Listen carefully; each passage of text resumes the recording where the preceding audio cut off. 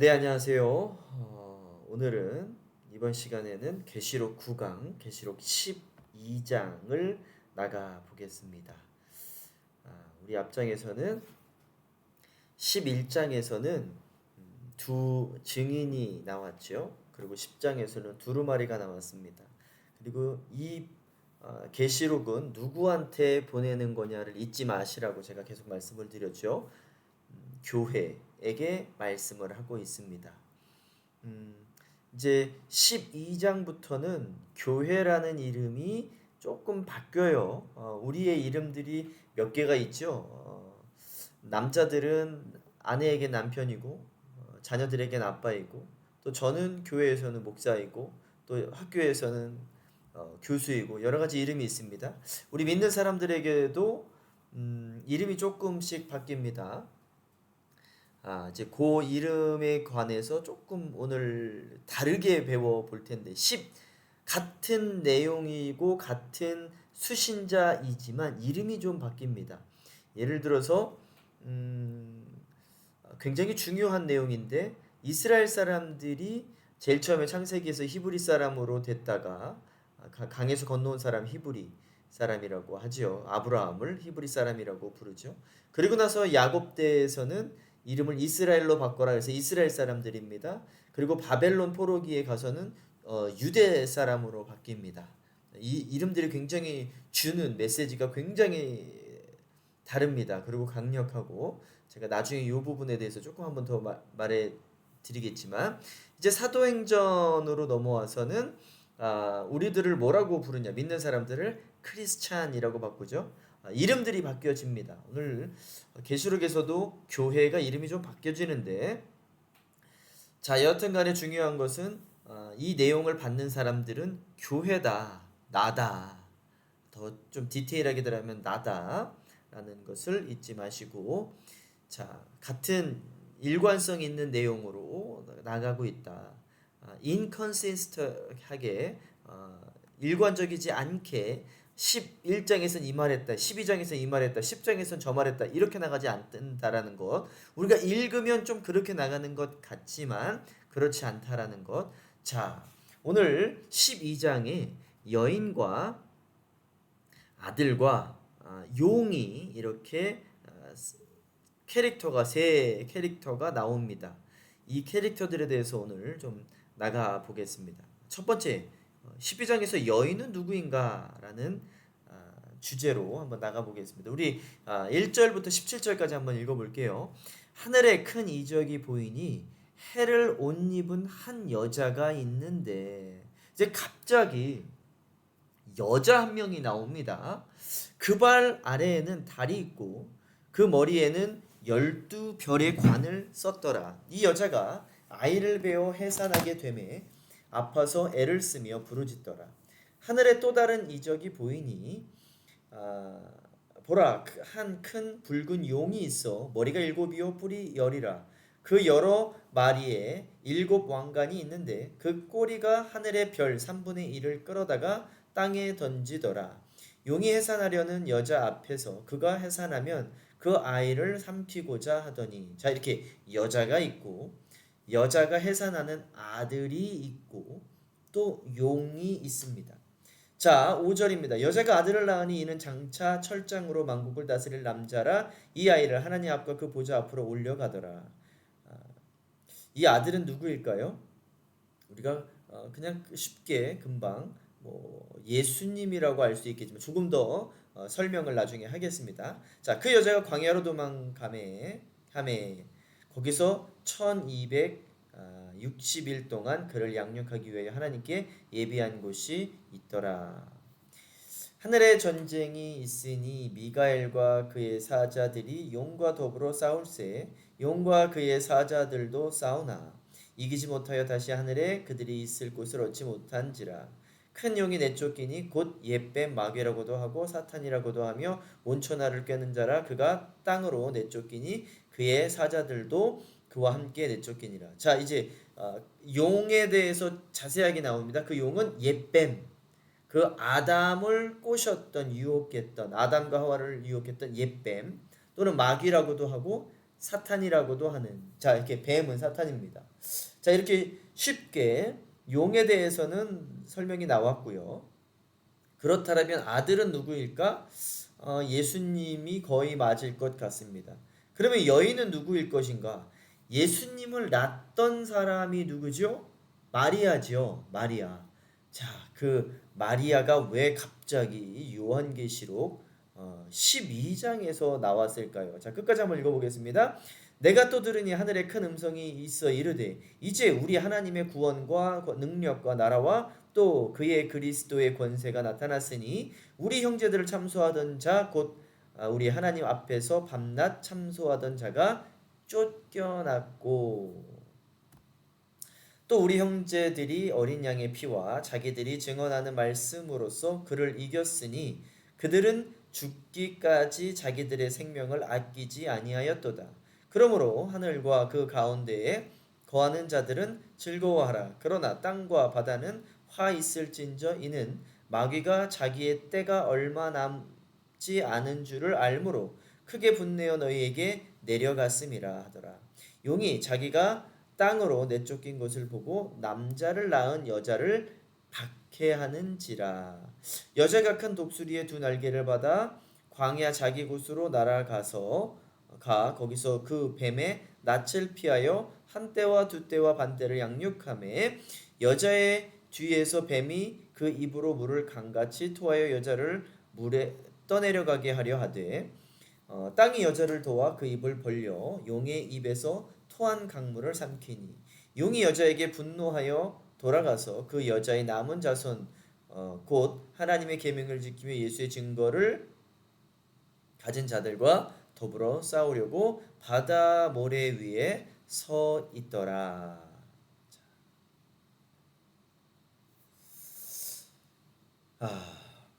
자, 이렇게 나왔습니다. 자, 여자는 도대체 누구일까? 11장과 일관성이 있어야 되죠. 교회입니다. 교회는 마리아가 아니에요. 천주교에서는 이 부분을 당연히 예수님을 낳은 사람이 마리아 아니냐. 그래서 이 부분을 천주교에서는 아주 좋아합니다. 그리고 성모 마리아 상을 만들어 놓고 그 교회 앞에서 먼저 성모 마리아 앞에서 기도하고 절하고 들어가지요. 특별히 그 마리아를 더 강조하고 증명하기 위해서는 이 장이 너무나도 중요한 장입니다. 천주교 바티칸에서는. 그런데 성경은 일관성이 있어야 된다라고 제가 말씀을 드렸죠. 11장에서 두 증인이 나와 예언하지만 짐승에게 죽고 부활하고 하늘로 승천하죠. 요한이 하늘교회가 열리고 세상을 심판할 도구들을 볼 때 하늘에 큰 사인이 보였다라고 말을 합니다. 이게 11장이었고 이제 하늘에 큰 사인은 12장에서 또 보이죠. 자, 그 여자가 해로 옷을 입고 발 아래는 달이 있고 머리에 12별의 관을 쓴 찬란한 여자가 있었다. 이것이 마리아다. 지금 요한계시록에서 갑자기 생뚱맞게 세상 표현으로 생뚱맞게 마리아가 나와서 그 마리아가 해로 옷을 입고 발 아래에 달이 있고 머리에 12별을 썼고 찬란한 여자였다. 지금 그것을 설명하기 위한 내용인가요? 자, 그 여자가 해산하려 할 때 용이 아기를 죽이려고 했다. 자, 이 말도 그 표현 같습니다. 마리아가 아기를 낳으려고 했을 때 마귀는 어떻게든 죽이려고 했죠. 그래서 헤롯에게 들어가서 헤롯을 통하여 죽이려고 했습니다. 자, 그렇다면 정말 이 여자는 마리아인가? 근데 왜 이거를 교회라고 할까? 설명이 들어가야 되겠죠. 자, 일단 용은 9절에 옛뱀, 사탄, 마귀라고 상세히 자세히 설명을 하고 있지요. 그럼에도 불구하고 제가 교회는 여자다, 여자는 교회다라는 설명이 끝난 뒤에 또 마귀에 대해서 설명을 하겠습니다.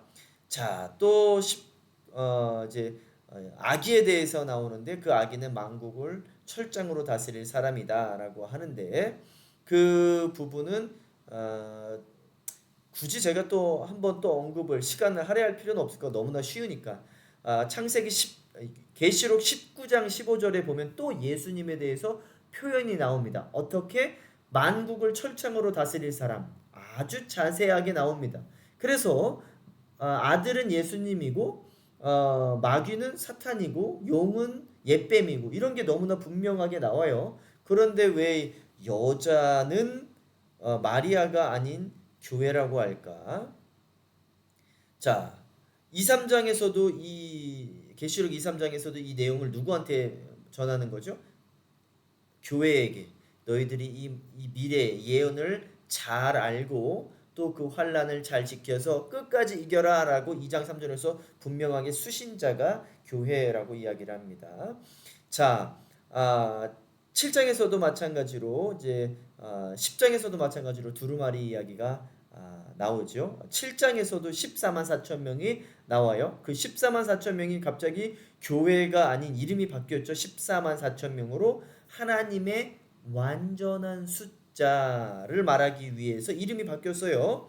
자, 11장에서도 두 증인, 10장에서는 사도 요한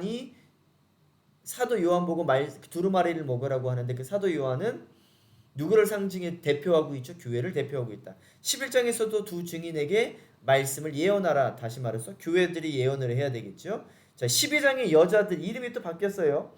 그 여자는 누구냐? 교회를 상징한다. 성경에서는 교회들을 신부라고 하지요. 여인, 여자라고 합니다. 자, 여기서부터는 이제 이름이 여자 여인으로 바뀌는데 이유가 있습니다. 세상은 또는 안 믿는 사람들 또는 믿다가 변절한 사람들을 뭐라고 하냐? 음녀라고 합니다. 그 부분에 대해서 이제부터는 그 음녀에 대해서 심판이 나오는데 그 음녀와 교회를 비교하기 위해서 여인이라고 합니다. 이 여인은 거룩한 여자라고 하는데 자, 이제 12장부터는 그렇게 해서 이름이 바뀌어서 갑니다. 제가 아까 전에도 말씀드렸듯이 이스라엘 사람들이 히브리, 그 다음에 이스라엘, 주위시, 크리스찬으로 바뀌는 것처럼 제가 이걸 놓고서도 우리 교회에서도 한번 설교를 했었는데 굉장히 중요합니다. 이름이 주는 이름이 있어요. 그 이름이 우리에게 주는 의미가 따로따로 있기 때문에 그렇습니다. 또 우리를 상속자라고 하기도 하지요. 그 말은 우리가 상속받을 사람, 여자라고 할 때는 우리가 거룩한 Virgin Mary처럼 거룩해져야 되기 때문에 여자라고도 표현을 하기도 하는데 자, 12장부터는 같은 일관성은 있지만 이름은 달라진다. 11장에서는 교회를 증인으로 말하는 것으로 10장에서는 말씀인 두루마리를 받고 증거해야 되기 때문에 증인이라고도 하며 12장에서는 예수의 신부이며 예수를 낳는 사람이기 때문에 여자라고도 합니다. 이제 그 부분을 이제 설명을 들어갈게요. 왜 여자가 교회인가? 성경은 교회를 여자 또는 신부라고 부르지요. 그래서 이사야 54장 5절에서 6절에 보면 이렇게 말씀을 하십니다. 이는 너를 지으신 이가 내 남편이시라. 여호와께서 너를 부르시되 마치 버림을 받아 마음에 근심하는 아내 곧 어릴 때에 아내 되었다 버림을 받은 자에게 함같이 하실 것입니다. 아내라고 하죠. 신부라고 하고 여인, 여자, 교회. 그 다음에 예수님은 남편이라고 하고 교회는 뭐라고 해요? 아내, 여인, 신부라고 합니다. 그래서 여기서 여인은 교회를 의미한다 라고 말씀을 드립니다. 그거 하나만으로는 안 되겠죠. 자, 에베소서 5장 31절 32절을 한번 볼까요? 그러므로 사람이 부모를 떠나 그의 아내와 합하여 그 둘이 한 육체가 될지니 이 비밀이 크도다. 자, 에베소서 5장에서는 아내와 남편 이야기를 합니다. 그러면서 아내는 남편을 순종해야 되고 남편은 아내를 자기 몸같이 사랑해야 된다. 여자들이 가장 싫어하는 또 실제로 시험 드는 부분이 이 부분이에요. 왜 여자만 남편에게 복종하라고 하고 순종하라고 하냐? 말도 안 되는 얘기 아니냐? 남편은 사랑만 하면 되고. 사실 여러분 이 에베소가 언제 쓰였어요? 2000년 전에 써요. 2000년 전에. 2000년 전에 사회를 들여다보면 우리 100년 전만 해도 여자는 무시당하고 또 남자 선호 사상이 있고 했었었죠. 불과 남자 선호 사상은 3, 40년 전만 해도 있었습니다. 자, 근데 2000년 전에 여자에게 남자에게 복종하라라는 말이 굉장히 새로운 이야기였을까요? 아니면 당연한 이야기였을까요? 2000년 전에는 너무나도 당연한 이야기. 그런데 2000년 전에 남자 보고 아내를 네 자신처럼 사랑하라, 이 말이 더 센세이셔널했을까요? 더 남자들이 화낼 이야기였을까요? 아니면 여자가 여자에게 남자 보고 남자에게 복종하라라는 말이 더 기분 나쁜 말이었을까요? 여러분, 우리가 시대가 바뀌고 사회가 바뀌어서 우리가 이걸 들으면 여성분들은 기분 나쁘다라고 하겠지만, 그때 당시는 여자들에겐 너무나도 당연한 이야기였고 남자들에게는 센세이셔널 한 것을 넘어 기분 나쁜 이야기. 내 자신처럼 내 아내를 사랑하라고? 내 아내는 내가 버려도 되는 거고 막 다뤄도 되는 이러한 사람이었는데 그렇지 않다라는 거예요. 자, 근데 그것을 설명을 하면서 사실은 그 얘기하는 게 아니야. 이 이야기는 그리스도와 교회에 대해서 말한다. 자, 그리스도는 남편을 이야기해주고 있고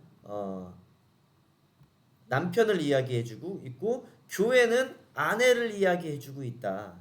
여러분, 그거 아십니까? 우리 사회학자들이나 우리 세상의 학자들이 결혼이라는 시스템, marriage 시스템이라는 게 어디서 어떻게 왜 왔는지를 모른다라고 합니다. 그런데 성경은 이 marriage 시스템, 부부 결혼 제도를 뭐라고 설명을, 왜 이거를 갖다가 만들어 놓았냐? 그리스도와 교회를 설명해 주기 위해서.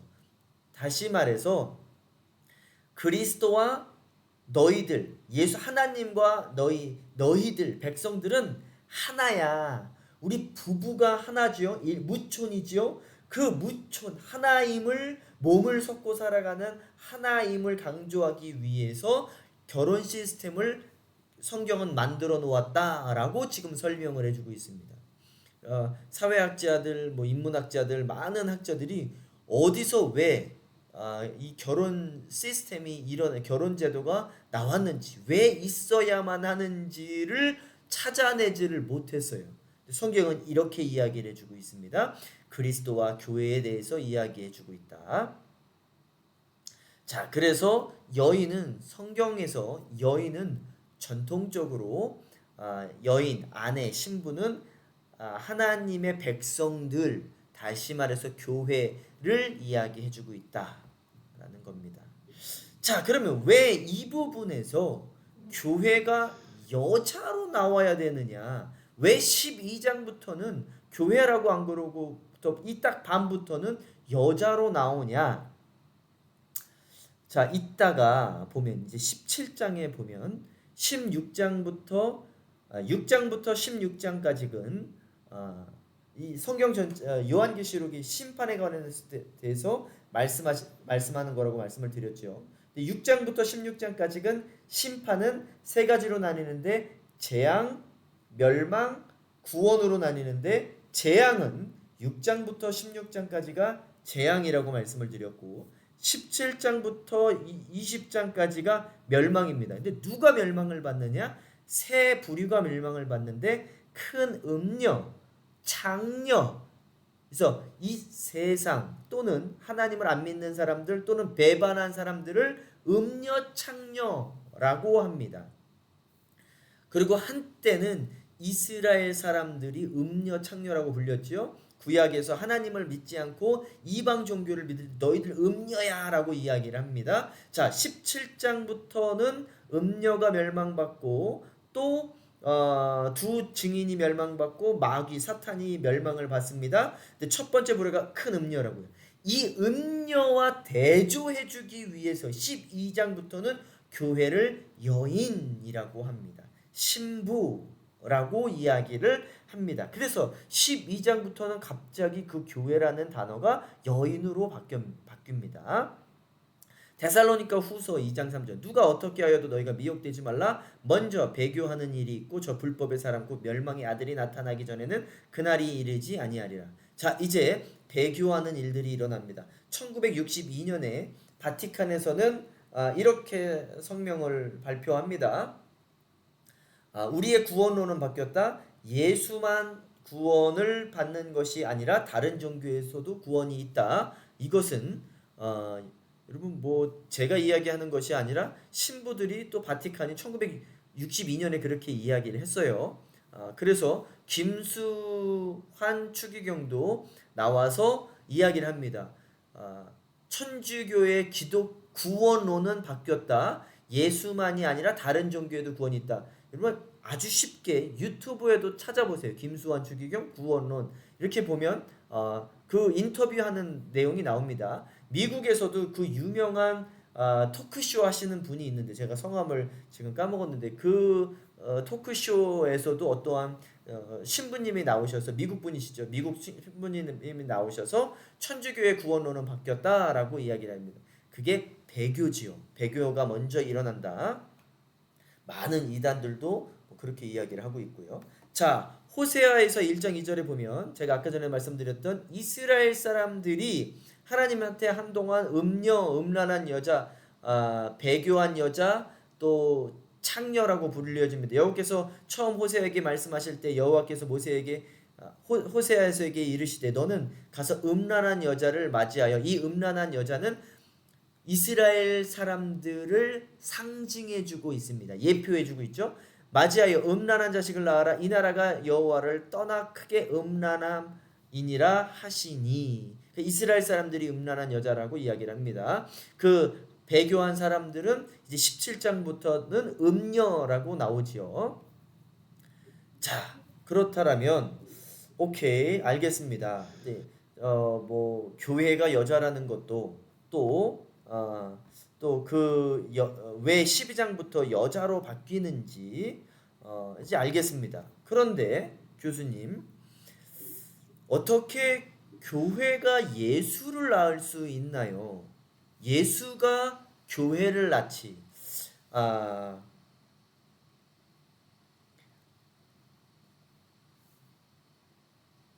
창세기로 돌아가서 예수님 성경 전체가 아담은 예수님을 남편은 예수님을 상징을 하고 있고 아내는 교회를 상징하고 있다고 말씀을 드렸죠. 마찬가지로 아담과 하와도 마찬가지입니다. 아담은 예수를 상징하고 있고 하와는 교회를 상징을 하고 있습니다. 그래서 그 교회 여자를 어디서 끌어내느냐? 아담을 깊이 잠들어서 갈비뼈에서 뽑아냅니다. 그것은 무엇을 상징을 하고 있냐? 아담을 재워놓고 그것은 잠자다라는 것은 성경에서는 죽음을 의미하지요. 자, 예수님을 죽여놓고서 옆에 그 갈비뼈 그 옆구리를 찌르지요.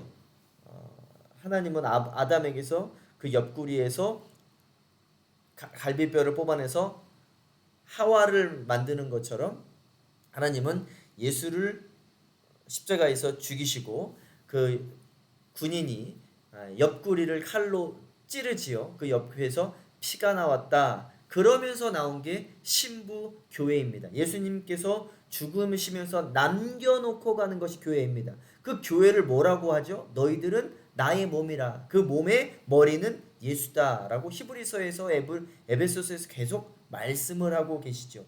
자, 그런데 예수님이 교회를 낳는 것은 이해가 갑니다. 예수님께서 교회를 만드신 것 이해를 갑니다. 그런데 어떻게 교회가 예수를 낳습니까? 왜 12장에서 그 아기가 아들을 낳았다며요. 근데 그 여인은 교회고 아들은 예수라며요.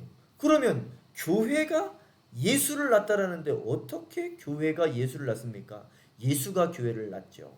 자, 로마서 1장 2절 3절에 보면 이렇게 씁니다. 이 복음은 하나님의 선지자를 통하여 그 아들에 관하여 성경에 미리 약속하신 것이라. 그 아들에 관하여 말하면 육신으로는 다윗의 혈통에서 나셨고. 자,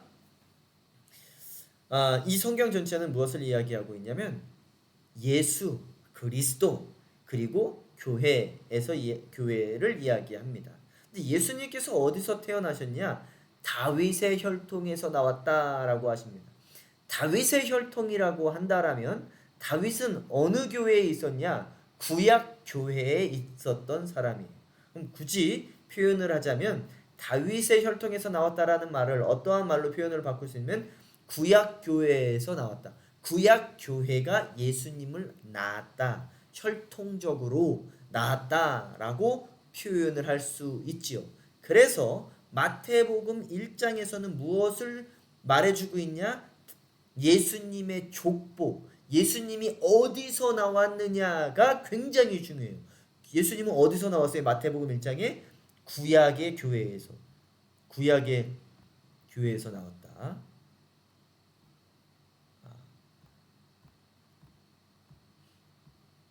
구약의 교회에서 나왔다. 제가 어제도 말씀을 드렸지만, 지난 시간에도 말씀을 드렸지만, 사도행전 7장에 보면 스테반이 설교를 합니다. 그래서 결국 설교를 하다가 돌에 맞아 죽지만 그 내용 중에서 어떠한 내용이 있냐? 광야 교회라는 말이 나옵니다. 광야. 이스라엘 사람들이 애굽에서 나와서 광야를 도는데 그 공동체를 뭐라고 부르냐? 광야 교회. 다시 말해서 구약 교회라고 부릅니다. 이 구약 교회에서 예수님께서 나오셨다.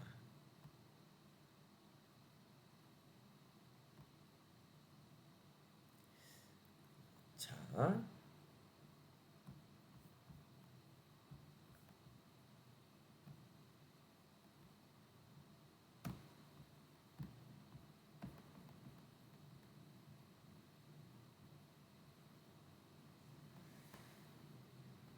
자, 2절에 보니까 여자가 부르짖더라라는 말이 나옵니다. 여자가 부르짖더라. 여자가 부르짖더라.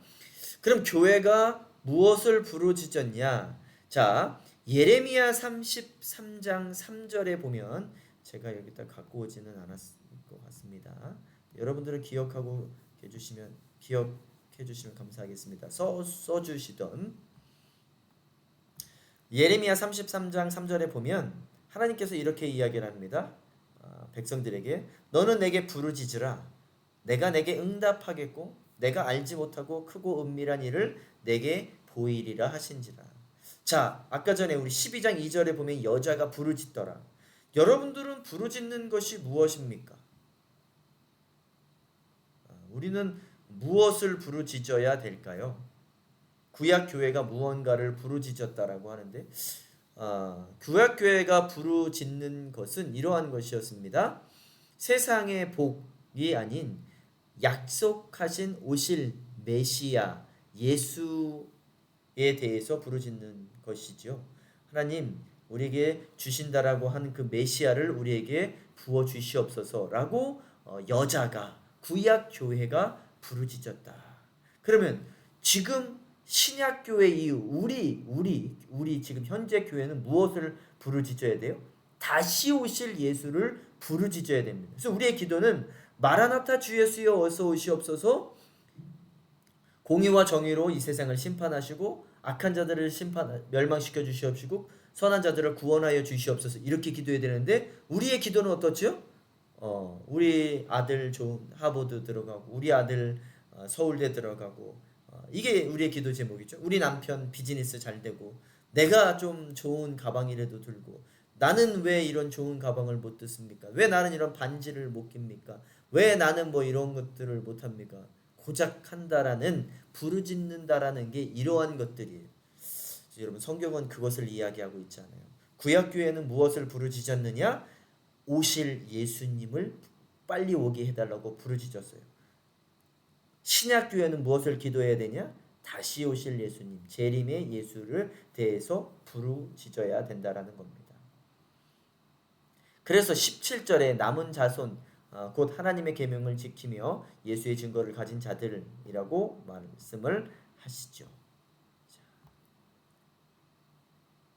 그 동안은 우리가 이렇게 좀 고난을 받기도 합니다. 자, 우리 그 1절에 보면 우리 12장 아까 전에 읽었던 11절에 보면 하늘에 큰 이적이 보이니 해를 옷 입은 한 여자가 있는데 자, 아주 아름답게 옷을 입었대요.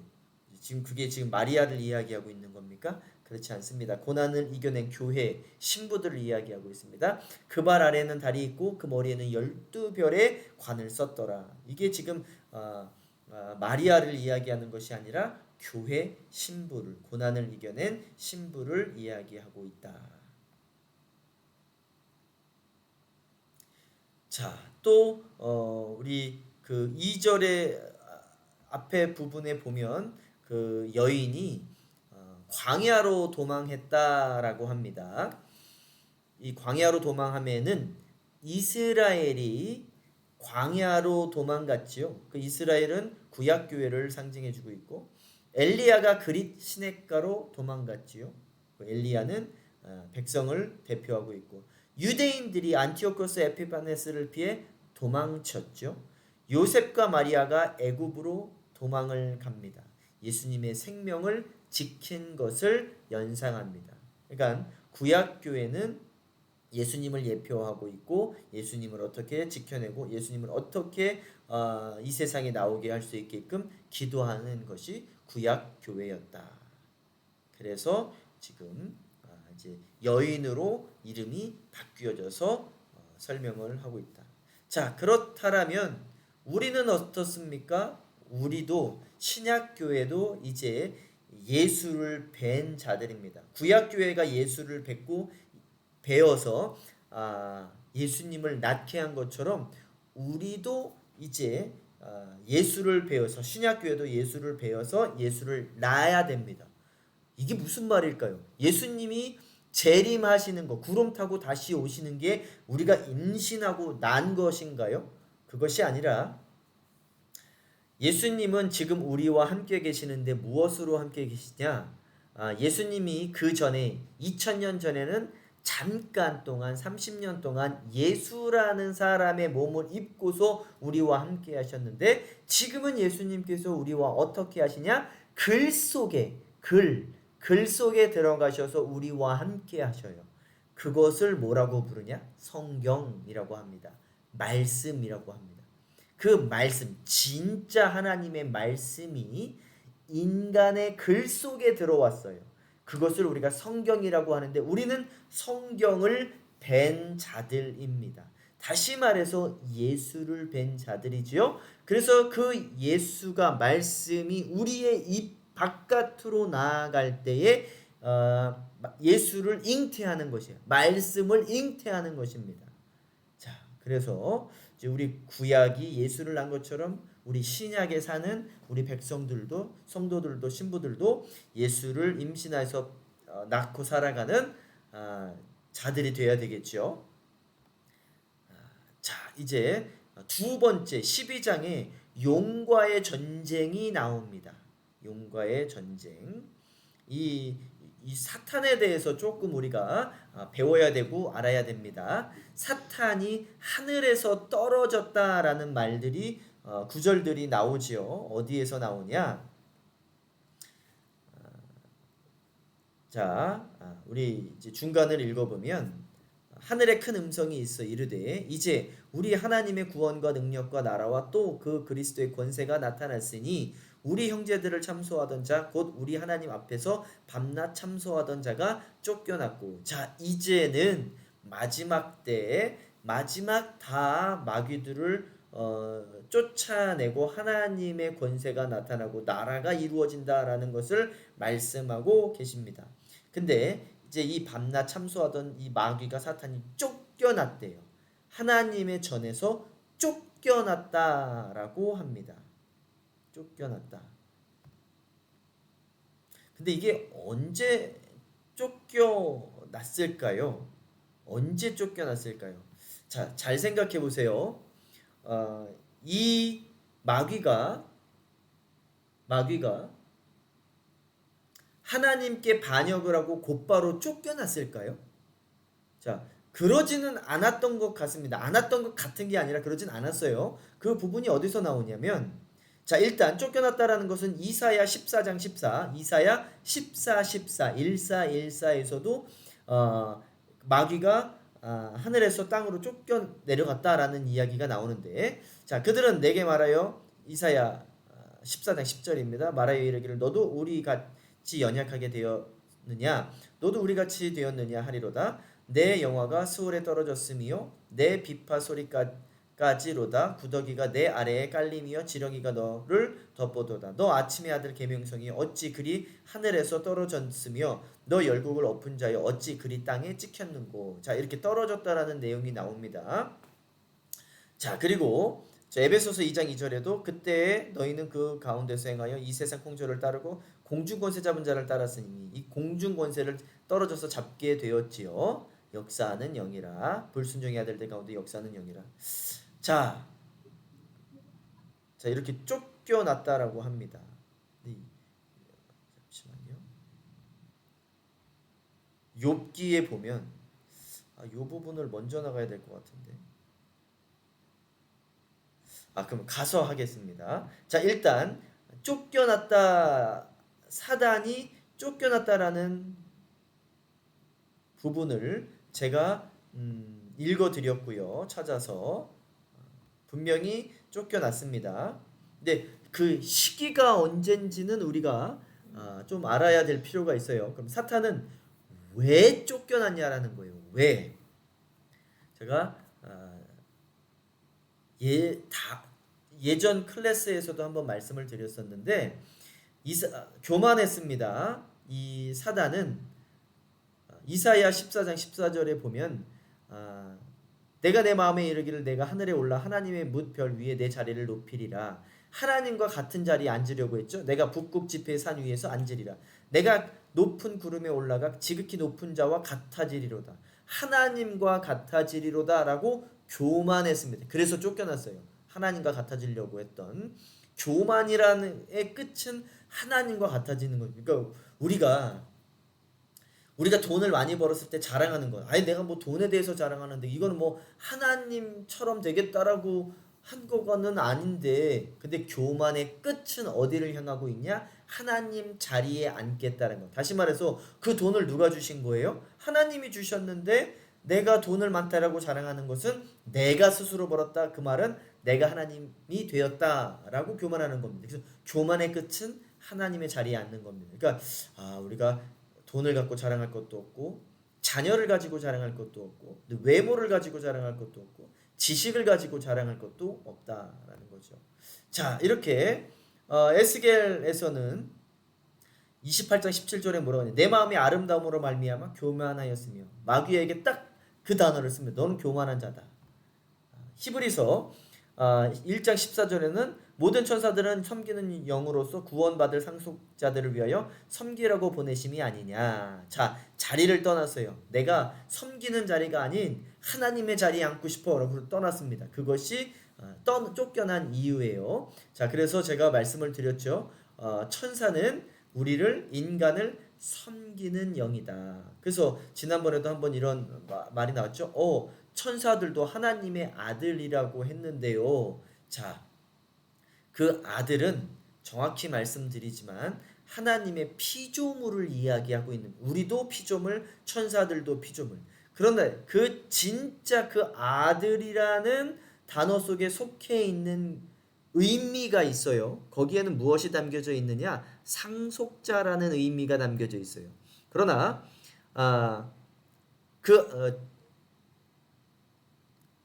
천사들도 하나님의 아들이라고 했을 때는 제가 말씀드렸듯이 피조물이라는 의미, 인간도 천사도 피조물이라는 의미였지만 이 외에 다른 의미를 가지고 있는, 상속자라는 의미를 가지고 있는 아들로 표현한 것이 아닙니다. 그 상속자가 되어질 사람들은 천사가 아닌 인간들만 상속자가 되어질 수 있습니다.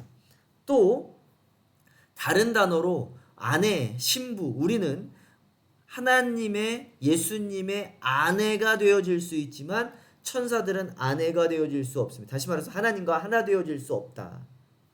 그래서 천사들이 섬기는 영으로 만들어졌다. 우리에게 종으로 만들어지나요? 뭐 그런 의미는 우리가 막 부리는 그런 종, 노예라는 의미가 아니라 예수님도 우리를 섬기러 오셨다라는 것처럼 천사들도 우리를 섬기려고 만들어진 영들이다. 그런 표현. 우리가 천사들을 무시하려고 낮은 계급이다. 그런 의미가 아닌. 그럼에도 불구하고 천사들 중에서는 내가 왜 인간들을 섬겨야 돼? 라고 불평불만을 하고서 떠났죠. 그래서 이제 쫓겨나게 된 겁니다. 그래서 유다서 1장 6절에서는 또 자기 지위를 지키지 아니하고 자기 처소를 떠난 천사들을 큰 날의 심판까지 영원한 결박으로 흑암에 가두셨으니 라고 말씀을 하십니다. 자, 그럼 사탄의 역할, 쫓겨남의 의미, 쫓겨났다라는 것은 도대체 어떠한 의미냐? 쫓겨나면 어떠한 일들이 벌어지느냐? 자, 요한계시록 우리가 아까 전에 읽었던 부분에서 하나님 앞에서 밤낮 뭐하던 사람이 참소하던 자가 쫓겨났다. 우리를 우리의 죄를 맨날 일렀던 자가 쫓겨났다. 그 말은 우리의 죄를 더 이상 잃을 수 있다 없다? 잃을 수 없다. 마귀는 하나님 앞에 가서 누구 뭐 죄가 있는데요. 뭐 이명훈 목사 무슨 죄가 있는데요. 어떤 사모, 어떤 성도, 어떤 학생 죄가 있는데요. 라고 참소를 할 수가 없다. 왜? 그 자리에서 쫓겨났기 때문에. 그런데 도대체 쫓겨난 게 언제 쫓겨났냐라는 거예요. 어떤 사건으로? 욥기 1장 6절에 보면 하루는 하나님의 아들들이 와서 여호와의 앞에 섰고 사탄도 그들 가운데 온지라. 욥기는 아직 예수님이 오기 전이죠. 그때 마귀들이 이제 반역을 했음에도 불구하고 하나님 전에 같이 섰대요. 그래서 뭐를 했냐? 여호와께서 사탄에게 이르실 때 내가 그의 소유물을 다 내게 맡기노라. 다만 그의 몸에는 손을 대지 말지니라. 사탄이 곧 여호와 앞에서 물러가니라. 그러니까 그때까지만 해도 반역은 했었어도 하나님 앞에 갈 수는 있었어요.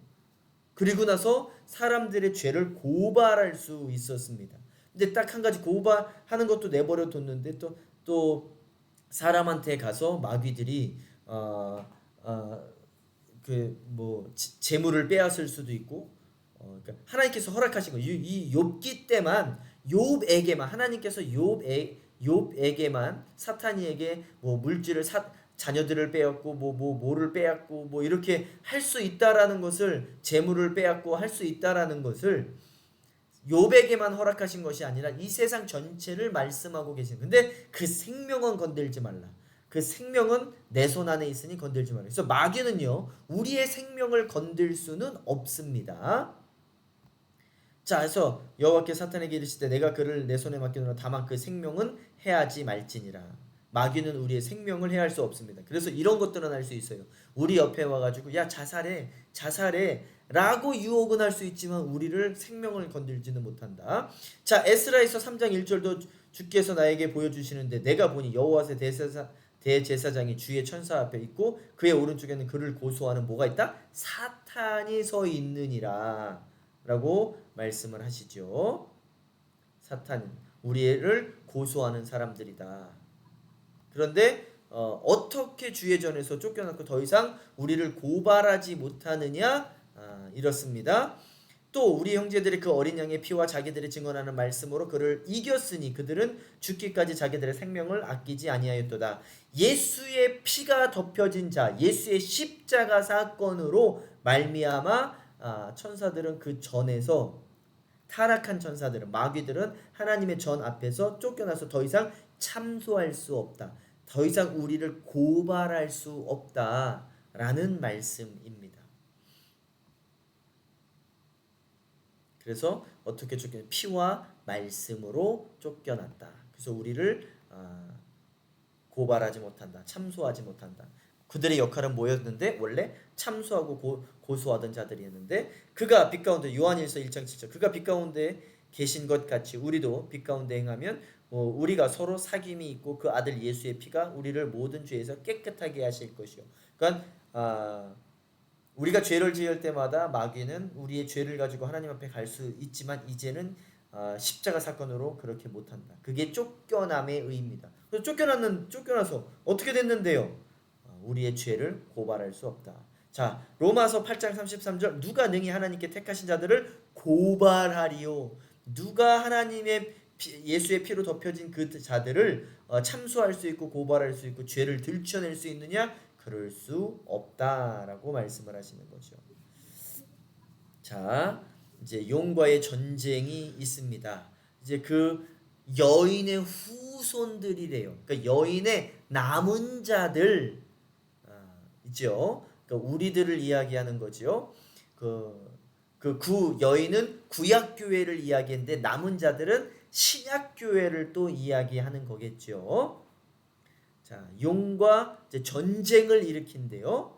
자, 용이 여자에게 분노하여 돌아가서 그 여자의 남은 자손 곧 하나님의 계명을 지키며 예수의 증거를 가진 자들과 더불어 싸우려고 바다 위에 모래 서 있는데 남은 자손은 누구다? 여인은 구약 교회, 남은 자손은 신약 교회. 그 신약 교회가 그 마귀들과 싸우려고 바다 모래 위에 섰더라. 이러한 것들을 뭐 이렇게 표현합니다. 이제 바다 위에 섰더라. 그래서 이게 마지막 뭐 아마겟돈 전쟁이다. 이스라엘과 아랍 사람들의 전쟁이다. 뭐 이렇게 설명을 하는데 여러분 그 전쟁은 그러한 전쟁이 아니에요. 그럼 이 전쟁은 우리가 어떻게 해 싸워야 되느냐? 시편 46편 10편에 이르시기를 너희는 가만히 있어. 우리의 전쟁은 가만히 있는 거예요.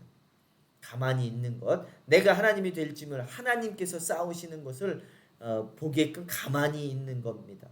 내가 문 나라 중에서 높임을 받으리라. 내가 세계 중에서 높임을 받으리라 하시도다. 자, 출애굽기에서도 보세요. 14장 14절에 여호와께서 너희를 위해 싸우시리니 너희는 가만히 있을지어다. 하나님께 맡기고 가만히 있는 것입니다. 자, 그러면 정말 그냥 가만히만 있으면 되냐? 에베소서 6장 12절에 보면 우리의 싸움은 혈기 부리는 것. 남자들은 혈기 부리는 게 많죠. 저도 그렇습니다. 결혼하고 나서 아내와 피 터지게 싸웠는데 제 혈기 부리는 것. 우리의 싸움은 혈기 부리는 것이 아니다. 육이 아니요. 사람들과 싸움. 우리 교통사고 나고 어떤 사람들이 싸우자고 들려드는 것 그러한 싸움이 아니다. 통치자들과 권세자들과 이 어둠의 세상 주관자들과 하늘에 있는 악의 영들을 상대함이라. 우리의 싸움은 영의 싸움이다라는 것이죠. 자, 그러므로 13절 볼까요? 그러므로 하나님의 전신갑주를 취하라. 이는 악한 날에 너희가 능히 대적하고 모든